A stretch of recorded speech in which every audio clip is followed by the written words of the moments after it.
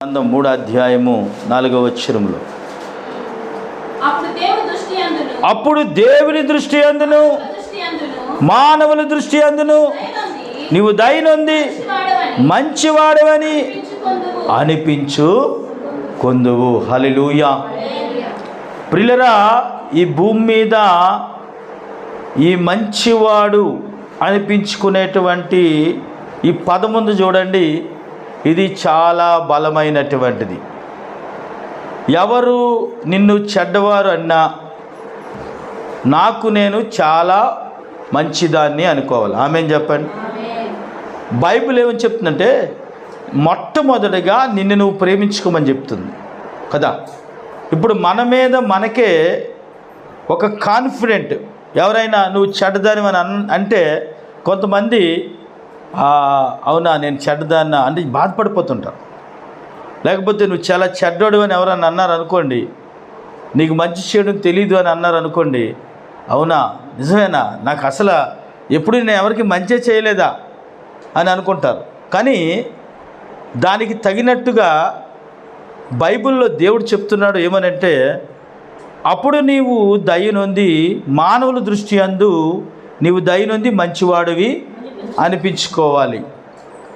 ఇప్పుడు నీ మీద నీకే ఒక మంచి, ఒక నమ్మకం, ఒక విధానం అనేటువంటిది లేకపోతే నిన్నెవరు కూడా మంచివాడు అని అనరు. మొట్టమొదటిగా నీవు నీ దృష్టిలో నీ శరీరాన్ని నువ్వెంత గొప్పగా ప్రేమిస్తూ ఉన్నావో అలాగే నీ మంచితనాన్ని కూడా, నువ్వు చేసే మంచి పనులు అందరికీ తెలియకపోవచ్చు, లేకపోతే నువ్వు ఆడే మంచి మాటలు ఎవరికి తెలియకపోవచ్చు, నువ్వు చేసే ప్రార్థనలు ఎవరు వినకపోవచ్చు. కానీ దేవుని వాక్యము సెలవిస్తుంది, మానవులు దృష్టి యందు మంచివాడు అని ఈ భూమి మీద అనిపించుకోవాలి. ఈ భూమి మీద మానవులు దృష్టి యందు మంచివారు అని అనిపించుకోవాలి అంటే మొట్టమొదటిగా దేవుని దృష్టిలో మంచివారిగా మనం ఉండాలి. హల్లెలూయా. ప్రియులారా, దేవుని దృష్టిలో ఎప్పుడైతే మంచివారిగా మనం ఉంటామో అప్పుడు దేవుడు మానవుల దృష్టిలో మంచివాడిగా ఉంచడానికి సహాయము చేస్తాడు. హల్లెలూయా. కనుక జీవితంలో దేవుని బిడ్డల ఈ మంచితనం అనేటువంటిది మనిషి దగ్గర నుంచి ఎప్పుడూ కూడా పోకూడదు. అలాగే మంచి చేసేవారు ఎప్పుడు కూడా మంచి చేయడానికి ఇష్టపడుతూ ఉంటారు. మంచి అనేటువంటిది చాలా మంచిది అనేటువంటిది మంచిది ఎప్పుడు కూడా మంచిది. ఎప్పుడైనా చూడండి, మంచివారు ఎప్పుడు చెడు తలపెట్టరు, చెడు చేయరు. ఒకవేళ ఎవరైనా చెడు అని చెప్పినా కూడా అది మనం వెంటనే తీసుకోకూడదు. బైబిల్ వచ్చిన చెప్పుడు మాటలు చాలా నమ్మకమైనవి కనుక ఆ నమ్మకమైనటువంటి మాటలు, చెప్పుడు మాటలు ఎప్పుడు కూడా మనం తీసుకోకుండా దైవాత్మ కలిగి మోకరించి ప్రభువా అని ప్రార్థన చేస్తే దేవుడు మన గ్రంథంలో మన పితరులకు బయలుపరిచిన దేవుడు కనుక మనకి కూడా ఆయన బయలుపరచడానికి సిద్ధంగా ఉంటాడు. చూపించిన మాట సామెతలు 1వ అధ్యాయము 31వ వచనం. కాబట్టి వారు తమ ప్రవర్తనకు తగిన ఫలము అనుభవించెదరు. హల్లెలూయా. మంచివారు మంచి ఫలాన్ని అనుభవిస్తారు. ఆమె చెప్పండి. మంచివారు దేవుని ప్రియమైన బిడ్డలారా మంచి ఫలాన్ని అనుభవిస్తారు. కనుక మంచి వారికి ఎప్పుడైనా మంచి జరుగుతూ ఉన్నప్పుడు ఇది దేవుడు చేస్తున్నటువంటి కార్యములే, దేవుడే వీరికి మంచి చేస్తూ ఉన్నాడు అని చెప్పి ఇతరులు ఉన్నటువంటి వారు సంతోషముగా ఉండాలి. ఇప్పుడు మనము అందరిలో ఉన్నప్పుడు దేవుని బిడ్డలారా మనలో ఒక్కరికి మంచి జరిగినా దేవునికి స్తోత్రం చెప్పాలి. గట్టిగా హల్లెలూయా చెప్దామా? ఎందుకంటే ఒకరైనా సంతోషంగా ఉన్నారు కదా, ఆ సంతోషము అనేటువంటిది మనం ఎప్పుడు ఆస్వాదించాలి. ఒకరు నవ్వుతూ ఉన్నప్పుడు చూడండి, ఆ నవ్వును మనం కూడా ఆస్వాదించాలి. ఎందుకంటే అలాంటి నవ్వు, ఆ చిరునవ్వులో ఉన్నటువంటి ఆ నమ్మకత్వం, ఆ చిరునవ్వే ఒక ఔషధం, ఆ చిరునవ్వే ఒక ఆశీర్వాదం, ఆ చిరునవ్వేకు ఒక దృఢమైనటువంటి బలం, ఆ చిరునవ్వులోనే మనం ఎక్కువగా తృప్తిపరచిపెట్టేటువంటి విధానం. దేవుని బిడ్డరా, ఇవన్నీ కూడా దేవుడు అంటున్నాడు, వారు తమ ప్రవర్తనను బట్టి మాత్రమే. చిరునవ్వు ఎలాగొస్తుంది? నీ ప్రవర్తనను బట్టే కదా. ప్రార్థన ఎలాగొస్తుంది? నీ విశ్వాసాన్ని బట్టే కదా. దేవుని పని చేయడంలో నమ్మకం ఎలాగొస్తుంది? నీలో ఉన్న దృఢత్వాన్ని బట్టి. కనుక దేవుడు ఏమంటున్నాడంటే, మీరు ఒకరికొకరు బలపరుచుకోండి, మీరు దేవునిలో బలంగా ఉండండి, నా పనిలో నమ్మకంగా ఉండండి అని చెప్పి దేవుడు లేఖనము సెలవిస్తూ ఉంది. కనుక దేవుని బిడ్డలారా 2:8 కూడా ఒకసారి మనం చూద్దాం. న్యాయము తప్పిపోకుండా అది నీ పని నువ్వు చెయ్యి. ఏమ్మా, దేవుడు ఏమంటున్నాడు? నీ పని నువ్వు చేస్తే ఆయన ప్రతిఫలం ఎక్కడి నుంచి వస్తుంది? ప్రభు దగ్గర నుంచి వస్తుంది. అది నువ్వు పొందుకున్నావని నమ్ము. దేవుని బిడ్డలు ఎప్పుడు కూడా గమనించండి, నేను చాలా మంచివాడిని అనుకోండి ఒకసారి. మన మీద నిన్ను నువ్వు ప్రేమించుకుంటేనే నువ్వు ఇతరులు ప్రేమించగలవు. నిన్ను నువ్వు ప్రేమించుకోలేకపోతే నువ్వు ఇతరుని ఎలా ప్రేమిస్తావు? నిన్ను నువ్వు ప్రేమించుకుంటేనే తప్పించి నీకు ఆ ప్రేమ అనేటువంటిది అర్థమవదు. కనుక దేవుని బిడ్డరా, నిన్ను నువ్వు ప్రేమించుకోవడం మొదలు పెట్టాలి, ఇతరులు కూడా ప్రేమించాలి, అలాగే మంచివాడు అనిపించుకోవాలి. మంచి పరిణామాలు అనేటువంటి ప్రతిఫలం అనేటువంటివి దేవుడు ఇవ్వడానికి సిద్ధంగా ఉన్నాడు. ఆయన న్యాయము తప్పిపోకుండా కాపాడుతూ ఉంటాడు. అయ్యో, నేను అందరికీ న్యాయమే చేస్తున్నాను కదా, నాకు అన్యాయం జరుగుతుందని నువ్వు అనుకోవచ్చు. కానీ దేవుని బిడ్డరా, దేవుడు నీ వైపు చూస్తూ ఉన్నాడు. దేవుడు నిన్ను చూస్తున్నాడు. కనుక న్యాయము తప్పిపోకుండా ఆయన కనిపెడతా ఉంటాడండి. నిజమేనండి, పిల్లల ప్రవర్తన తల్లిదండ్రులు కనిపెడతా ఉంటారు కదండి.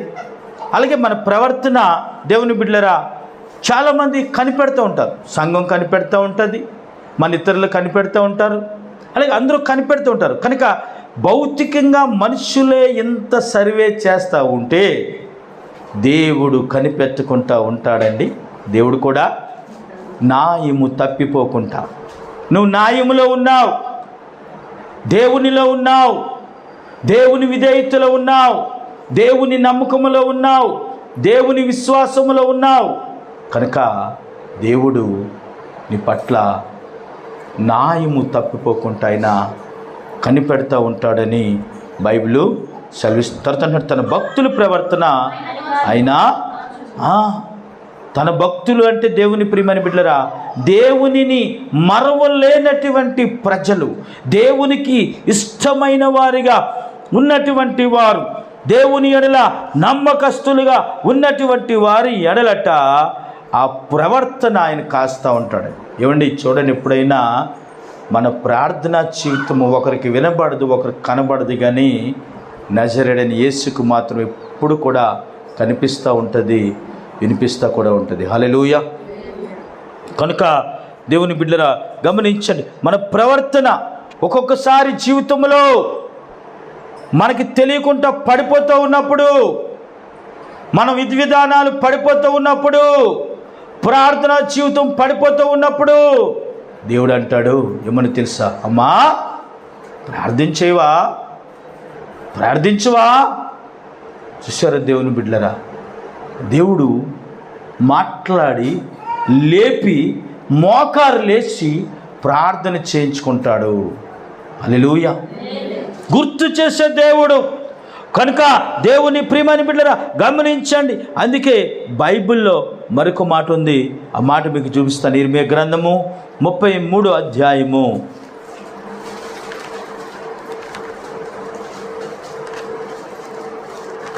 6వ వచనం చదవమా. నేను దానికి ఆరోగ్యము చూసారా, నేను ఆరోగ్యమునిస్తానంటున్నాడు, స్వస్థతనిస్తానంటున్నాడు, మరలా నేను రప్పిస్తానంటున్నాడు. హల్లెలూయా. దేవుడు చెప్తున్నటువంటి మాట ఆయన పిల్లలైనటువంటి ఇజ్రాయేలు ప్రజల కోసం, మన కోసం చెప్తున్నాడు. ఆయన బాధల్లో ఉన్నప్పుడు, అనారోగ్యంతో ఉన్నప్పుడు, ఇబ్బందులు పాలు, కుదరని రోగాలు వచ్చినప్పుడు ప్రభు అంటున్నాడు, నేను దానికి ఆరోగ్యమును, ఆ పట్టణానికి ఆరోగ్యము, స్వస్థత మరలా రప్పించుచున్నాను. ఇంతకుముందు దేవుడు ఒకసారి నిన్ను స్వస్థపరిచాడు, మరలా నువ్వు గాయపరచబడ్డావు, కానీ ప్రభు అంటున్నాడు ఏమనంటే, అమ్మా నేను మరలా నిన్ను స్వస్థపరుస్తాను, నా కుమారుడా నేను మరలా నిన్ను స్వస్థపరుస్తాను, నీకు మునుపటి కన్నా మంచి ఆరోగ్యము నేను కలుగు చేస్తాను. ప్రియులరా, ఆరోగ్యము చాలా గొప్పది. నేటి దినాన్న ఆరోగ్యము చాలా బలమైనటువంటిది. ఆరోగ్యము ఎక్కడ ఉంది అని మనం అడిగితే దేవుడు అంటున్నాడు ఆయన చేతుల్లోనే మన ఆరోగ్యం ఉందంట. ప్రభు చేతుల్లోనే మన ఆరోగ్యం. తెలుసా, ఈరోజు మనం చూస్తూ ఉన్నాం మహాబలవంతులు ప్రియులరా నేడు దినాన్ని కనపడకుండా పోయారు. వాళ్ళ గృహాలు, వాళ్ళ తరికి నడవడిక, మంచి ఆహారం, పౌష్టికమైన ఆహారం తీసుకుంటారు. ఏమండి, మంచి విధి విధానాలు కలిగినటువంటి వారు తెల్లవారు లెగిస్తే మనుషులు కనపడకుండా చక్కగా తిరుగుతారు. కానీ అలాంటి వారు కూడా నేటి దినాన్న కన్ను మూసుకుపోయారు. నువ్వెంత, నేనెంత దేవుని బిడ్డ. కనుక ఈరోజు ఒకటి మనం జ్ఞాపకం చేసుకోవాలి, ఈ భూమి మీద మనం నడుస్తూ ఉన్నామని జ్ఞాపకం చేసుకోవాలి. ప్రియులరా, ఏంటి నిన్ను వెంటాడుతుందని జ్ఞాపకం చేసుకోవాలి. దేవుని ఎడల నీకున్నటువంటి విశ్వాసం అనేటువంటి జ్ఞాపకం చేసుకోవాలి. ఆరోగ్యం ఎక్కడ ఉంది అంటే దేవుని బిడ్డరా అది దేవుని చేతిలోనే ఉంది అని జ్ఞాపకం చేసుకోవాలి. దేవుని చేతిలో మాత్రమే ఆరోగ్యం ఉంది. ప్రియులరా, దేవుని చేతిలో మాత్రమే స్వస్థత. ఆయన గాయపడిన హస్తంతో నిన్ను తాకితే స్వస్థత, ఆయన గాయపడిన హస్తంతో నిన్ను ముడితే స్వస్థత, ఆయన ఉమ్ము నిన్ను తాకితే స్వస్థత. దేవుడు ఎంతమందిని స్వస్థపరిచినటువంటి దేవుడు నిన్ను స్వస్థపరచడానికి మాట్లాడుతూ ఉన్నాడు.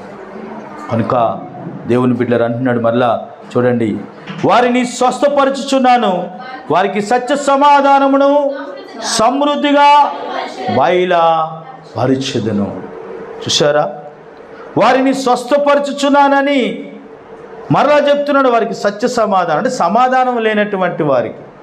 ఏమండి, కొంతమంది మనసులో ఏదేదో బాధపడుతుంటారు, ఎన్నో రకాలుగా కష్టపడుతుంటారు, ప్రయాసపడుతూ ఉంటారు, కానీ వారికి సమాధానము ఉండదు. సమాధానం ఎక్కడుందంటే యేసయ్య దగ్గర ఉంది. సమాధానం, మనం సమాధానం పడడంలోనే గొప్ప సమాధానం. మొట్టమొదటిగా మనము సమాధానము నేర్చుకుంటే దేవుని బిడ్డలరా, దేవుని దగ్గర నుంచి సమాధానము ఎక్కడ ఉంటే అక్కడ నేను ఉంటానని యేసు ప్రభు చెప్పాడు కదా.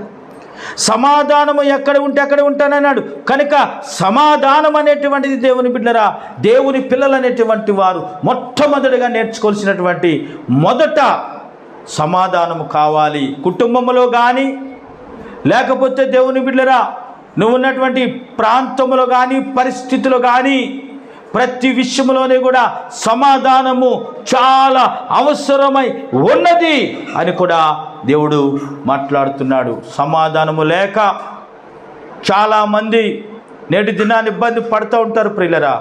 కానీ దేవునితో మొట్టమొదటిగా సమాధాన పడాలంటే మనుషులతో సమాధాన పడాలి. హల్లెలూయా. అప్పుడే మనకు సమాధానం వస్తుంది. అప్పుడు మనకి ఏమవుతుందంటే అలసి ఉన్నటువంటి ప్రాణమును దేవుడు ఏం చేస్తాడంటే తృప్తిపరుస్తాడు. దేవునికి స్తోత్రం. ఆ మాట చూపిస్తాను. 31 ఇర్మియా గ్రంథము 24 చూడండి ఒకసారి. అలసి ఉన్న వారి ఆశను నేను ఎంతకాలం నువ్వు అలసిపోతావు చెప్పు. అలసిపోతున్నావు నువ్వు జీవితంలో. ఎవరితో నీ పోరాటం నాకు అర్థమవటం లేదు. దేవుడు అంటున్నాడు, నా కుమార్తె, నా కుమారుడా, ఎవరితో పోరాడుతున్నావు నువ్వు? అలసిపోతున్నావు, జాగ్రత్త. అలసిపోవద్దు, ఆశపడు. ఆమేన్ చెప్పండి. అలసిపోకూడదు. దేవుని పిల్లలు ఏమవ్వాలంటే ఆశపడాలి.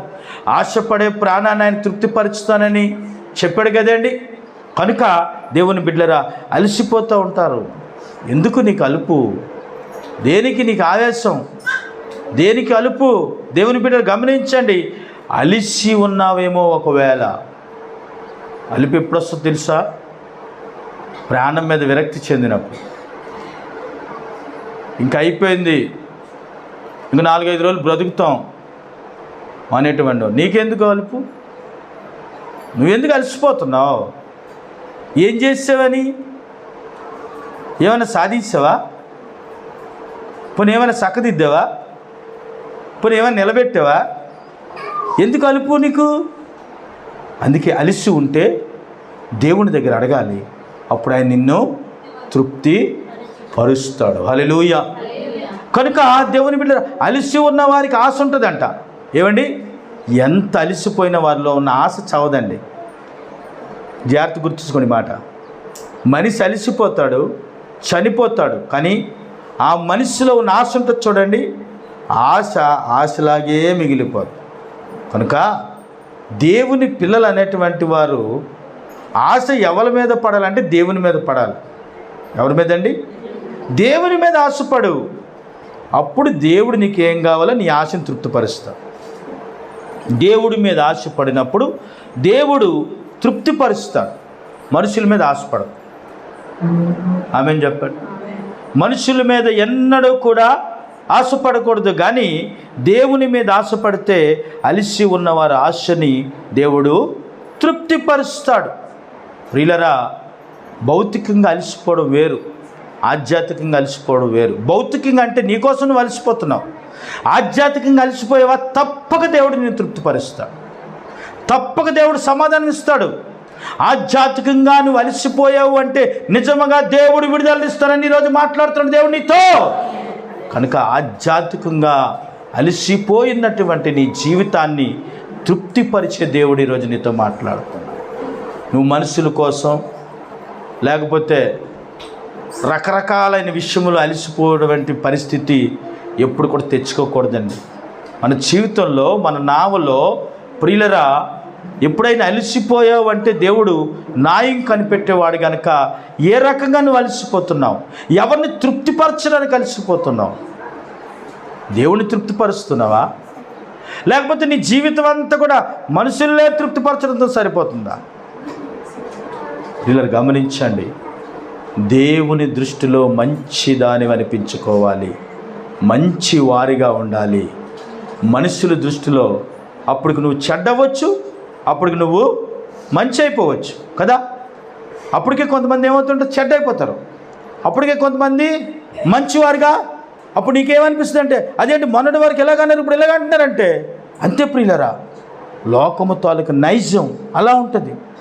కనుక నువ్వు దేవుని బిడ్డగా, దేవుని ఎడల విశ్వాసం ఉంచినటువంటి గొప్ప వాడుగా నువ్వు ఉన్నప్పుడు నువ్వు మంచి వాడిగానే ఉండాలి. నీ అలసట దేని నిమిత్తము అంటే ఆధ్యాత్మికమైన అలసటని దేవుడు ఎప్పుడు చూస్తాడు. యోబు ఆధ్యాత్మికంగా అలసిపోయాడు, కానీ భౌతికంగా అలసిపోయినట్లుగా బైబిల్లో ఎక్కడ కూడా లేదు. ఆధ్యాత్మికంగా అలసిపోయాడు, బిడ్డలతో అలసిపోయాడు. దేవుని ప్రియమని బిడ్డలరా, కుటుంబము, పరిస్థితి, లేకపోతే ఊరు, ప్రాంతము, ఆయన నమ్మినటువంటి వారు, ఆయన సహాయం చేసినటువంటి వారు, అన్ని విధాలా కూడా ఎక్కడా కూడా ఆయన సంతృప్తి చెందలేదు. కానీ ఆధ్యాత్మికమైన విషయంలో మాత్రం చాలా తృప్తిగా ఉన్నాడు. హల్లెలూయా. చాలా తృప్తిగా ఉన్నాడంటే ఎంత తృప్తిగా ఉన్నాడు అంటే దేవుని బిడ్డరా, అంత తృప్తిగా ఉన్నాడు. చాలా మరి ఆయన సంతృప్తి కలిగినటువంటి దేవుని బిడ్డరా, ఆ తృప్తి అనేటువంటిది ఎవరికి కూడా ఉండదేమో ఈ భూమి మీద అని అనిపిస్తూ ఉంటుంది. అలాగా అటువంటి సంతోషము, అటువంటి ఆనందము కూడా యోబు జీవితంలో పొందుకున్నట్లుగా మనం చూస్తూ ఉన్నాం. యోబు గ్రంథంలోనికి ఒకసారి మనం వచ్చినట్లయితే అక్కడ 5వ అధ్యాయము సరే చూడండి, 17వ వచనం చదవండి. దేవుడు గద్దించే మనుష్యుడు ధన్యుడు. కనుక దేవుని బిడ్డలారా, దేవుడు గద్దించాడా నిన్ను, నీవు ధన్యుడువు, నీవు ధన్యురాలువు. మనుషులు గద్దిస్తే అది రాదు, కానీ దేవుడు గద్దించినటువంటి మనుషుడు మాత్రమే ధన్యుడు. కాబట్టి సర్వశక్తివంతుని దేవుడి శిక్షను తృణీకరించకూడదు. ఆయన ఏది వేసినా తల వంచాలి. ఆయన నీకు ఎక్కువ శిక్ష వేయడు. బాధని ఎంతవరకు అనుభవిస్తావో అంతవరకు మాత్రమే వేస్తావు. నీ శరీరాన్ని బట్టి, నీ వయస్సును బట్టి, నీకున్నటువంటి బలమును బట్టే దేవుడు శిక్ష వేస్తాడు. కానీ దేవుని బిడ్డరా, అంతకు మించిన శిక్ష ఏది కూడా దేవుడు శిక్షించాలంటే ఈ లోకంలో అనేక మంది ఉన్నారు, కానీ ఆధ్యాత్మికమైన శిక్ష కోసం ఇక్కడ దేవుడు మాట్లాడుతూ ఉన్నాడు. తప్పు చేస్తే మనుషులు కూడా నోటి ద్వారా శిక్షిస్తారు. నోటి ద్వారా శిక్షించడం వలన ఏమీ ప్రయోజనం ఉండదు కదా. దేవుని వాక్యము మంచిది, శ్రేష్టమైంది కనుక దేవుని మాటల్లో దేవుని బిడ్డరా ఎవరు ఆయన అంటే సర్వశక్తిమంతుడు. ఎవరైనా సర్వశక్తిమంతుడు. ఆ సర్వశక్తివంతుడు దేవుని యొక్క శిక్షను ఎప్పుడు కూడా తృణీకరించకూడదు. జ్వరమైనా లేకపోతే కొన్నిసార్లు నీ కష్టార్జితం ఖర్చు అయిపోద్ది, తిరిగి మళ్ళా రుణానికి వెళ్ళవలసిన పరిస్థితి ఉంటుంది. నీకు వచ్చిన డబ్బులన్నీ కూడా ఖర్చు అయిపోతాయి, జీతం అంతా కూడా ఖర్చు అయిపోద్ది, రాబడంతా కూడా ఖర్చు అయిపోద్ది. అయినను కూడా దేవుడు నాకు ఇంతే పెట్టాడు అని చెప్పి దేవునికి స్తోత్రాలు చెప్పాలి. హల్లెలూయా. ఆయనను కూడా ప్రభువు నాకు ఇంతే పెట్టాడు. ఎందుకంటే ఆయన వేసే శిక్షని నువ్వైనా నేనైనా తృణీకరించడానికి మనం సరిపోం. ఆయన లెక్క కరెక్ట్ చేస్తాడు. ఏం చేస్తాడు దేవుడు? లెక్క మనం కరెక్ట్ చేయలేం. లెక్క కరెక్ట్ ఇక్కడ అయిపోయింది అనుకో, అక్కడి నుంచి మనం తప్పించేసుకుంటాం. ఆమెన్ చెప్పండి. ఇక్కడే కరెక్ట్ చేస్తారు దేవుడు మనకి లెక్క. ఆయన పిల్లలుగా ఆధ్యాత్మికంగా దేవుని ప్రియమని బిడ్డరా కనుక అలాంటి ఆధ్యాత్మికమైన పరిస్థితి అనేటువంటిది మనం ఎప్పుడు కూడా అందుకే అంటున్నాడు. మరొక మాట చూద్దామా? 7 అధ్యాయము 18 వచనం. ప్రతి పగలు నీవు అతన్ని దర్శింపనేలా, ప్రతి క్షణము నీవు అతన్ని శోధింపనేలా. చూసారా, ప్రతి పగలు కూడా దేవుడు నిన్ను దర్శిస్తున్నాడు. ప్రతి పగలు కూడా యోబుని దేవుడు దర్శించాడండి. యోబుని దర్శించిన దేవుడు ఏమండి, యోబు మంచివాడు అనిపించుకున్నాడు. ఆమేన్. ఎవరి దృష్టిలో? దేవుని దృష్టిలో యోబు నీతిమంతుడయ్యాడు, మంచివాడయ్యాడు, భక్తిపరుడయ్యాడండి. అయినప్పటికీ కూడా ఏమండి అక్కడ ఏమంటున్నాడు? 5:18 ఆయన గాయపరిచి గాయము కట్టును. చూసారా, అలాంటి యోబునే కష్టాలు బాధలు చుట్టుకున్నాయి కదా. యోబు జీవితంలో కష్టాలు వచ్చాయి, అయినా సరే నాకు దేవుడే కావాలన్నాడు కదా. జబ్బు వచ్చింది, అయినా సరే నాకు దేవుడే కావాలన్నాడు. నిందలు వచ్చాయి, అయినా సరే దేవుడే నాకు కావాలన్నాడు. అవమానాలు వచ్చాయి, అయినా నాకు దేవుడే కుక్కల్లాగా పెట్టరేగిపోయాడు యోబు మీద, కుక్కల్లాగా. అయినా ఆ మాటలు, ఆ నిందలు, అవమానాలు యోబు తీసుకోలేదు కదా. ఒకటే అన్నాడు, ఏమనంటే ఆయన గాయపరిచి గాయమును కట్టును. హల్లెలూయా. అంత గాయపడిన యోబు గాయాన్ని దేవుడు ఏం చేశాడు? కట్టేశాడు. ఒక్కొక్కసారి ఒక గాయం ఉంటుంది, ఎన్ని మందులు వేసినా అది తగ్గదు. ఎన్ని రకాల మందులు వేసినా గాయము తగ్గదు. కానీ ఒక్క ప్రార్థన చేస్తే ఆ గాయమును దేవుడు మాన్పేస్తాడు. అది విశ్వాసం. ఆ విశ్వాసం ఇక్కడ యోబు భక్తుల్లో ఉంది కనుక ఆయన అంటున్నాడు, ఆయన గాయపరిచి గాయమును కట్టే దేవుడు. నేను నమ్మిన దేవుడు గాయం చేస్తాడు, గాయాన్ని కూడా ఎన్ని గాయాలైతే అవనే దేవుడు కడతాడు. అది గాయం కట్టలు కూడా ఆశీర్వాదం తీసుకొస్తాడు నీకు. ఇంకో మాట చూడండి, ఆయన గాయము చేయును, ఆయన చేతులే స్వస్థపరచు. ఆయనే గాయం చేస్తాడండి, ఆయన చేతులే మరలా. వీళ్ళు గమనించండి, ఎందుకు ఆయన గాయం చేస్తాడు అంటే, పెద్ద గాయం అవబోతుంది, దేవుడు చిన్న గాయాన్ని చేసి దేవుడు చూపిస్తాడు. పెద్ద గాయం, పెద్ద యాక్సిడెంట్ అవబోతుంది, కానీ దేవుడు అంటాడు చిన్న జ్వరంతో ఇంట్లో కూర్చోబెడతాడు. రై ఇంట్లో కూర్చో, ఏ రోజు నీకు ఉద్యోగానికి వెళ్ళొద్దు, ఎక్కడ కూడా నువ్వు వెళ్ళొద్దు అని కూర్చోబెడతాడు. ఒక ఆటో ఎక్కాలి, ఆ ఆటో ఎక్కితే చాలా వేరంగా వెళ్ళిపోతారు, కానీ ఆటో కూడా ఆపలేదు ఆ సిస్టర్కి. తర్వాత ఆటో ఎక్కింది, తర్వాత ఆటో ఎక్కడం వలన ఆ ఆటో యాక్సిడెంట్ అయింది. ఈ సిస్టర్ ప్రాణాలను దేవుడు బ్రతికించాడు. దేవునికి స్తోత్రం. ఒక సువార్థికుడు సువార్త ప్రకటించడానికి వేరే ప్రాంతానికి వెళ్ళాడు. వేరే ప్రాంతానికి వెళ్ళినప్పుడు దేవుని బిడ్డరా ఆ బస్సు అనేటువంటిది ఆగపోతే ఆయన అనుకున్నాడు, ప్రభా నేను వెళ్ళే బస్సు ఆగలేదు ప్రభా, ఏంటి ప్రభా ఈ పరిస్థితి అని చాలా బాధపడ్డాడు. ఆ సువార్థికుడు అనుకున్న టయానికి మీటింగ్ చేరుకోవాలంటే సమయం అయిపోతుంది, వెళ్ళాలి. ఈ బస్సు చూస్తే ఆపలేదు.